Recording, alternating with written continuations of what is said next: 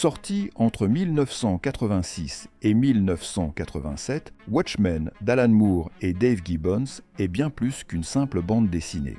C'est une déconstruction du mythe du super-héros, une réflexion profonde sur la morale, le pouvoir et la nature humaine. À travers une narration dense et un univers sombre, l'œuvre interroge les fondements mêmes de nos sociétés modernes.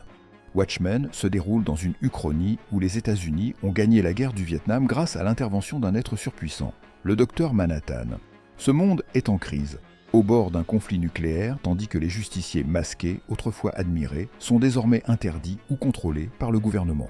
Dans ce contexte, un groupe d'anciens héros se retrouve impliqué dans une conspiration qui les dépasse.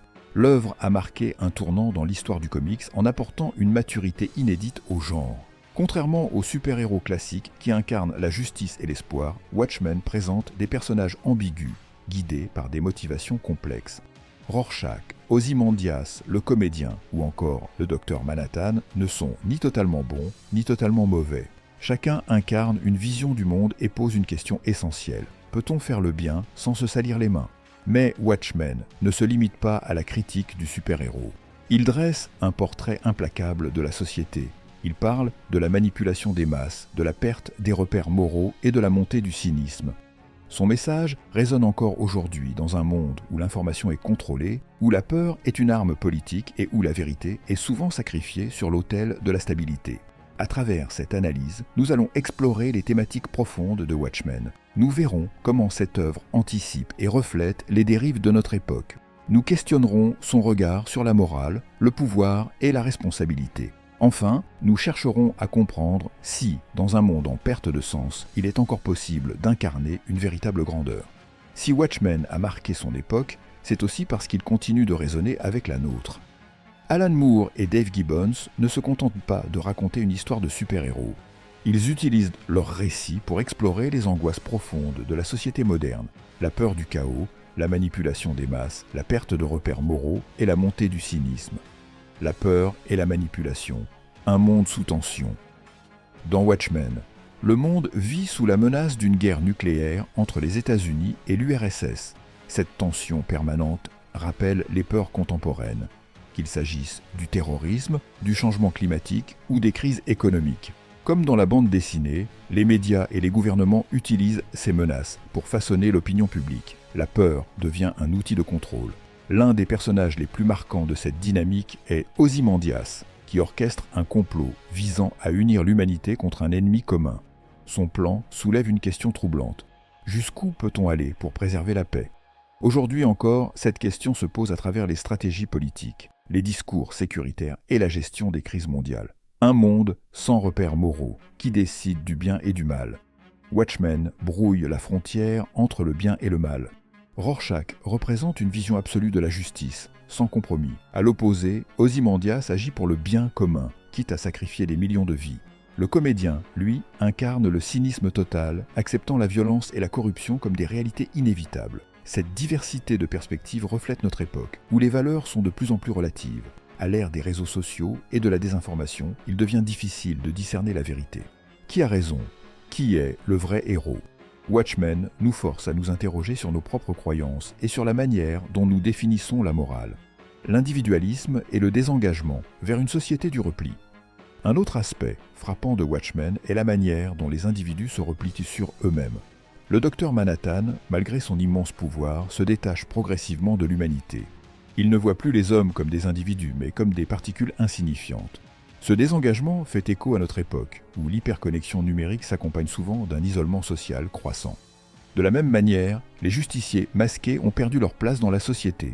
Autrefois glorifiés, ils sont maintenant interdits ou méprisés. Cette évolution rappelle la défiance contemporaine envers les figures d'autorité, qu'il s'agisse des politiques, des médias ou des institutions. Watchmen nous montre une société en perte de repères, où chacun est livré à lui-même. Un avertissement toujours d'actualité. À travers sa complexité et son réalisme, Watchmen reste un miroir puissant de notre monde. Il anticipe les dérives du pouvoir, la manipulation des foules et la crise des valeurs. Plus de 30 ans après sa publication, il pose encore des questions essentielles. Sommes-nous maîtres de notre destin ou simples pions sur un échiquier ? Acceptons-nous le mensonge pour préserver notre confort ? Avons-nous encore la force de lutter pour ce qui est juste ? En ce sens, Watchmen ne se contente pas de raconter une histoire. Il nous met face à nos propres contradictions et nous pousse à remettre en question le monde qui nous entoure. Watchmen ne se contente pas de raconter une histoire de justicier masqué.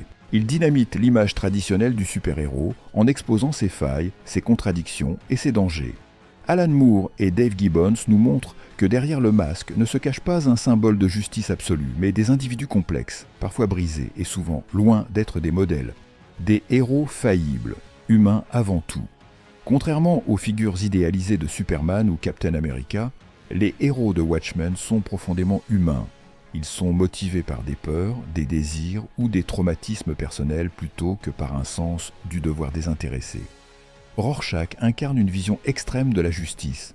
Marqué par une enfance violente, il voit le monde en noir et blanc, refusant tout compromis. Son idéalisme rigide fait de lui un justicier implacable, mais aussi un fanatique incapable d'empathie. Le comédien représente le cynisme absolu. Il n'a aucune illusion sur le monde et embrasse la violence et la corruption. Plutôt que de défendre les faibles, il sert les puissants et accepte l'horreur comme une fatalité.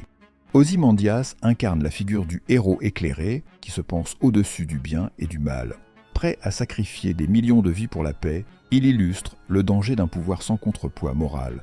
Le docteur Manhattan est le surhomme ultime, doté de pouvoirs quasi divins.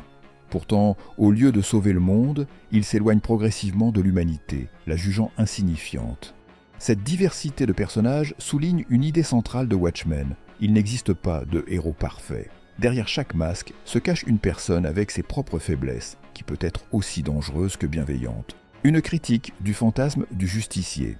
Depuis toujours, les super-héros sont perçus comme des figures d'espoir et de justice. Mais Watchmen questionne cette vision en montrant les dérives possibles du vigilantisme. Dans l'univers de Moore et Gibbons, les justiciers masqués ne sont pas accueillis comme des sauveurs. Certains sont interdits par la loi, d'autres travaillent pour le gouvernement.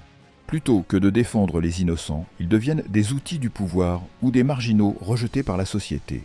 Ce réalisme brutal nous amène à une réflexion troublante. Faut-il vraiment admirer ceux qui imposent la justice par la force ? L'histoire nous montre que le pouvoir corrompt et que même avec de bonnes intentions, un justicier peut devenir une menace. Watchmen nous rappelle que l'idée du héros qui sait mieux que les autres peut mener à des abus dangereux. Le masque, une protection ou un piège. Le port du masque est au cœur du mythe du super-héros. Il permet d'incarner un idéal et de protéger son identité. Mais dans Watchmen, il est aussi une prison. Rorschach ne quitte jamais son masque car il ne supporte pas la réalité de sa propre identité. Il se définit uniquement par son rôle de justicier, jusqu'à en perdre toute humanité. Le comédien, à l'inverse, n'a pas besoin de masque pour être lui-même. Il assume pleinement la noirceur du monde et en joue, quitte à incarner le pire de l'humanité. Dr Manhattan, en devenant un être supérieur, n'a plus besoin de masquer quoi que ce soit. Mais en abandonnant son humanité, il se coupe de toute émotion. Dans ce monde, le masque n'est pas un symbole de courage, mais un révélateur de la vraie nature des personnages. Il ne cache pas l'homme, il l'expose. Un adieu au mythe du héros sauveur. L'un des messages les plus puissants de Watchmen est que personne ne viendra sauver le monde. Contrairement aux comics traditionnels où les héros triomphent du mal, ici, il n'y a pas de victoire claire. Ozymandias sauve peut-être l'humanité, mais au prix d'un mensonge et d'un massacre. Rorschach meurt pour ses principes, mais son combat est vain. Ce rejet des conventions du genre montre que Watchmen ne cherche pas à rassurer. Il nous place face à une vérité inconfortable. Dans le monde réel, il n'y a pas de sauveur parfait. En détruisant le mythe du super-héros, Alan Moore et Dave Gibbons nous forcent à repenser nos attentes envers ces figures fictives. Plutôt que d'admirer des icônes infaillibles, Watchmen nous pousse à voir la complexité du monde et à questionner notre propre responsabilité. L'un des thèmes centraux de Watchmen est la question de la morale et de la responsabilité. L'œuvre d'Alan Moore et Dave Gibbons ne se contente pas de raconter une histoire de super-héros. Elle interroge nos valeurs fondamentales et pose une question troublante. Peut-on justifier l'injustifiable au nom d'un bien supérieur ?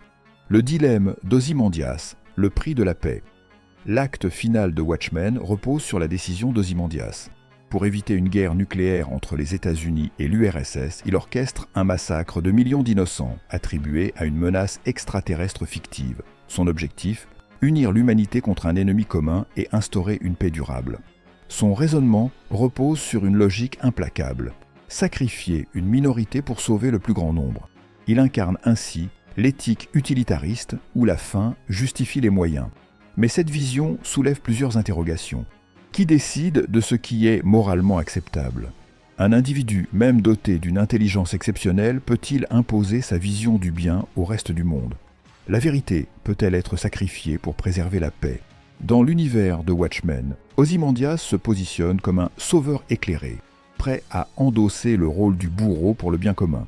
Mais peut-on vraiment parler de bien commun quand la décision est prise unilatéralement, sans consultation de ceux qui en subiront les conséquences ? Rorschach, la morale absolue contre le compromis. Face à Ozymandias, Rorschach incarne une vision radicalement opposée de la morale.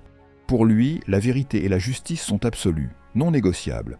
Il refuse de taire le crime d'Ozymandias, quitte à provoquer un chaos mondial en révélant la supercherie. Rorschach est un personnage fascinant car il rejette toute nuance. Son monde est binaire, le bien et le mal, sans entre-deux. C'est cette intransigeance qui le pousse à agir jusqu'au bout, quitte à mourir plutôt que de compromettre ses principes. Mais cette posture est-elle tenable dans le monde réel ? Si tout est noir ou blanc, comment gérer les situations où les choix sont moralement ambigus ? L'attitude de Rorschach peut être vue comme admirable, mais aussi comme dangereuse. En refusant tout compromis, il s'exclut du monde et finit par devenir une figure aussi extrême que ceux qu'il combat. Le comédien, l'acceptation du chaos. À l'opposé de ces deux figures, le comédien ne cherche ni à sauver le monde, ni à imposer une justice absolue.